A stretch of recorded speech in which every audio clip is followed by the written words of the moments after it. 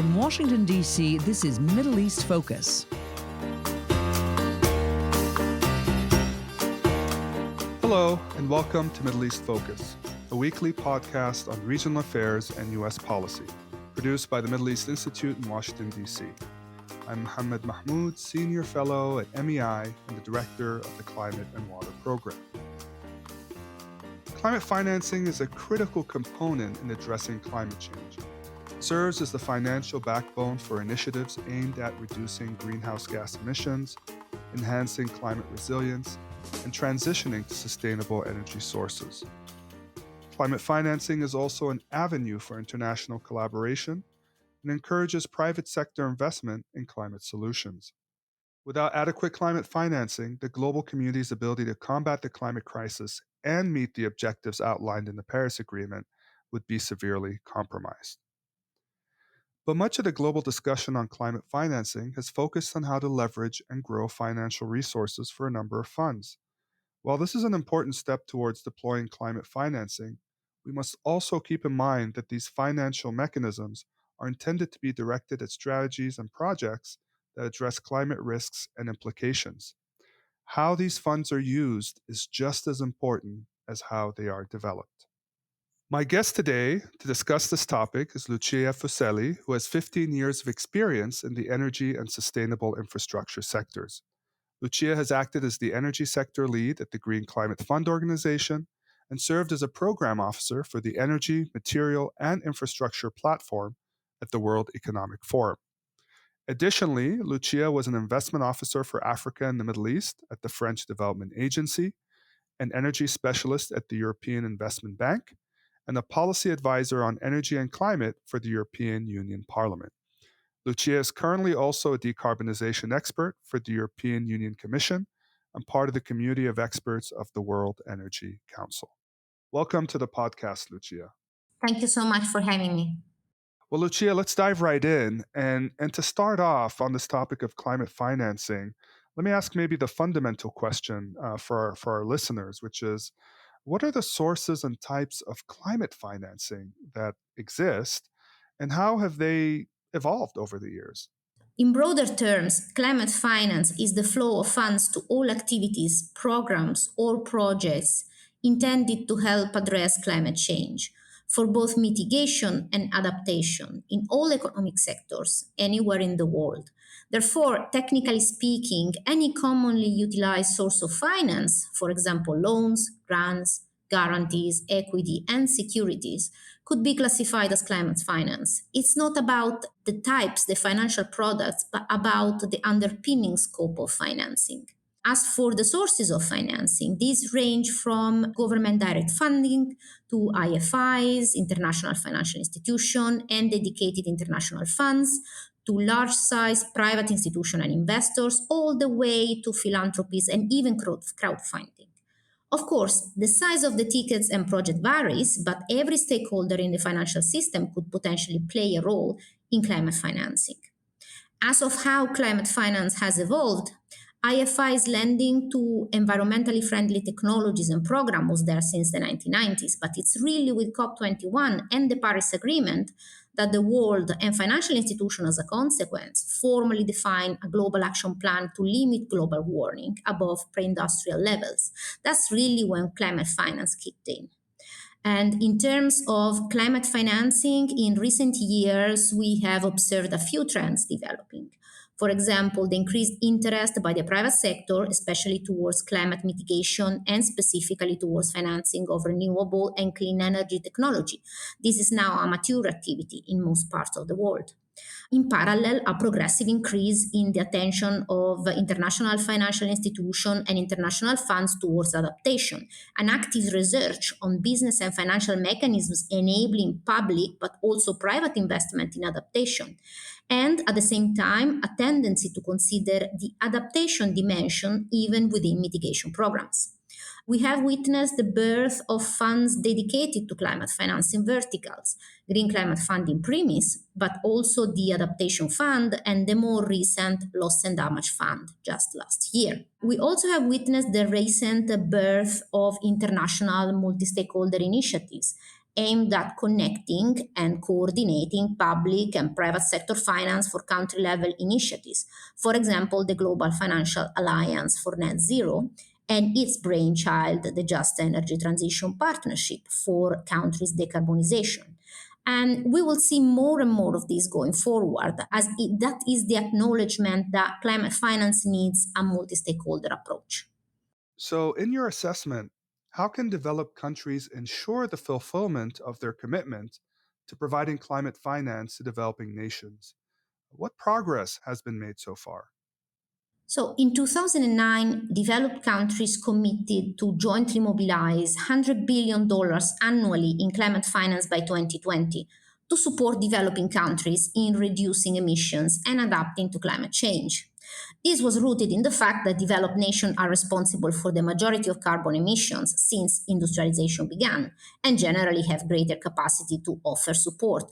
However, the OECD estimated already in 2020 that developed countries had managed to mobilize only up to around $8 billion annually and not in a homogeneous proportional fashion. Therefore, whichever progress has been made so far is obviously not sufficient. Developed nations could, for example, look at avenues to ease developing countries' debt distress. 60% of low income countries are spending 5 times more on debt and debt servicing than on climate adaptation every year. So they need forms of debt relief to be able to act on the climate crisis. This should be coupled with empowerment actions aimed at building capacity in the countries, meaning going beyond loans and channeling private finance by easing the perceived risk through, for example, guarantees.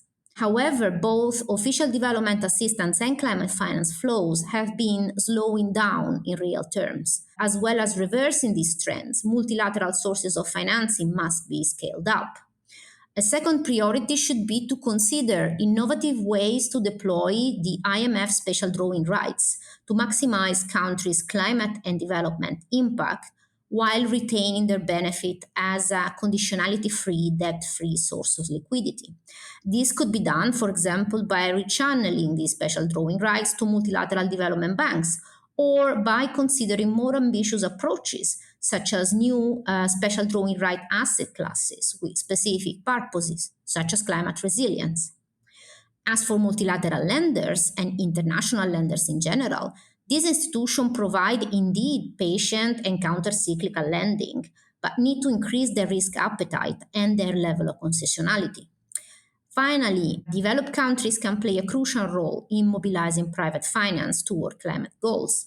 As well as using incentives, there needs to be discipline in the form of regulatory measures to drive productive investment and alignment of private finance flows with the Paris Agreement.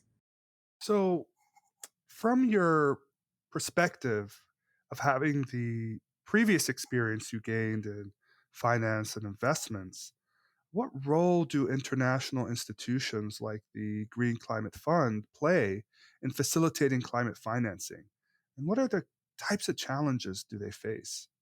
As the financial mechanism of the UNFCCC, the Green Climate Fund mandate is specifically that of financing through funds submitted by developed and developing countries, climate mitigation and adaptation in emerging and developing economies. As it stands, is the world's largest dedicated fund helping developing countries respond to climate change.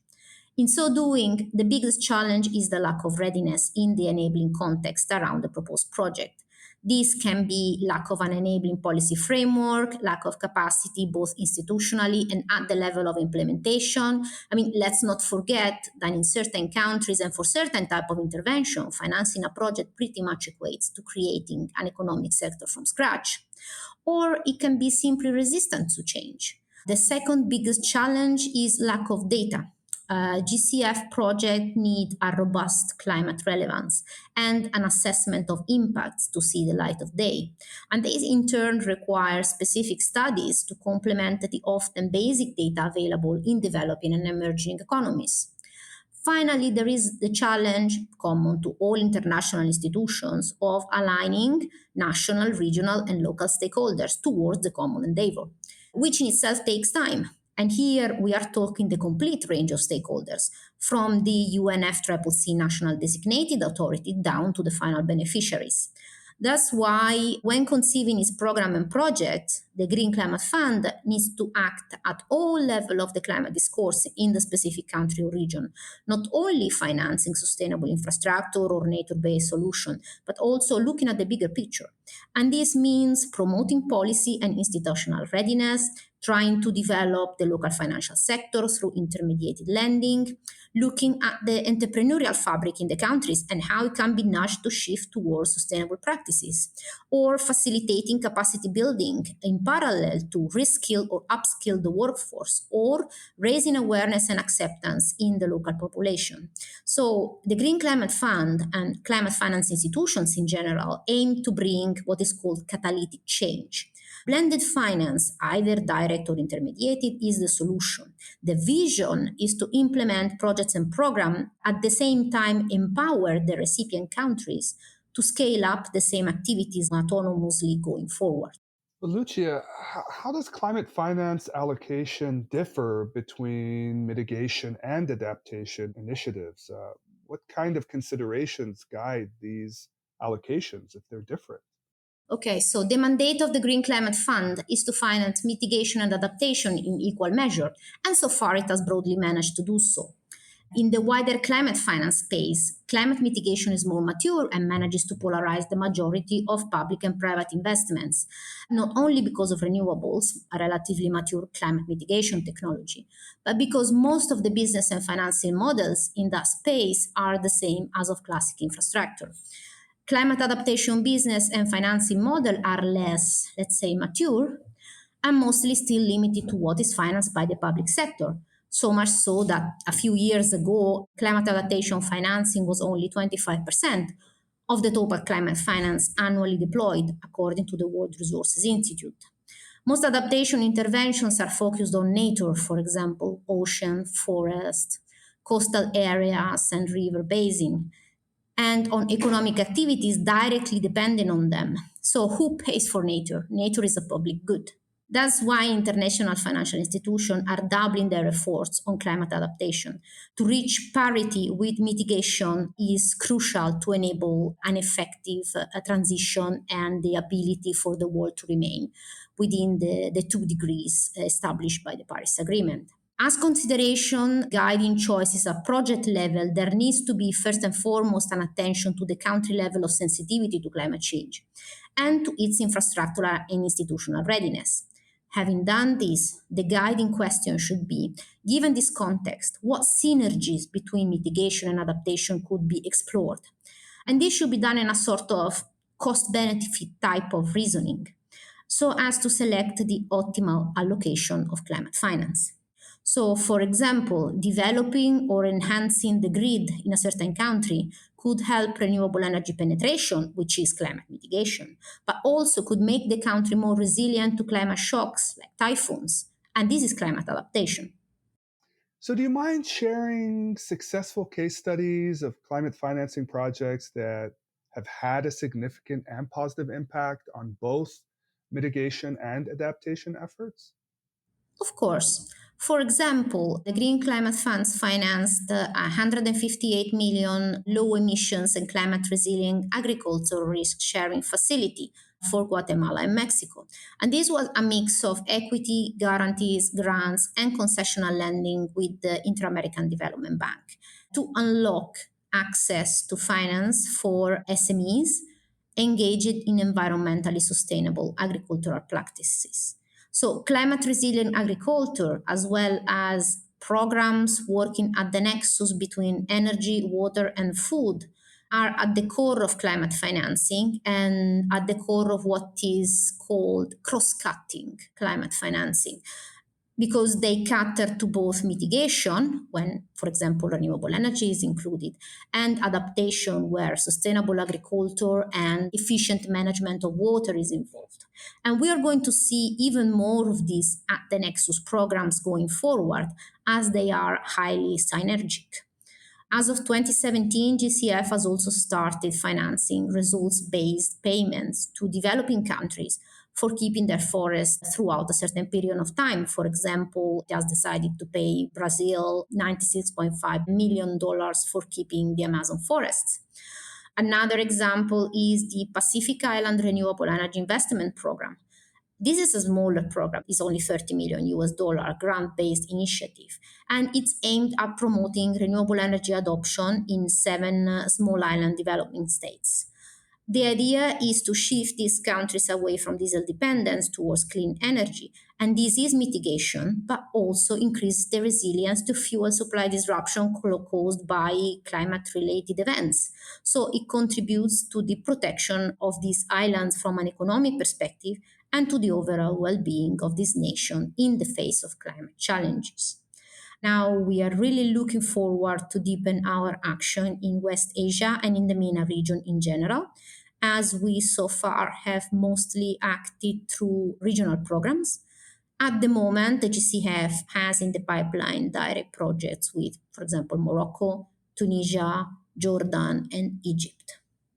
And finally, can you provide insights into tracking and measuring the effectiveness of climate financing towards achieving its intended outcomes? What metrics or indicators are commonly used? There is a number of classically and widely used indicators for mitigation, which are the tons of CO2 avoided. And here attention needs to be paid to the methodology employed to calculate and to choose the baseline. Another metric very widely used is the cost per ton of CO2 avoided.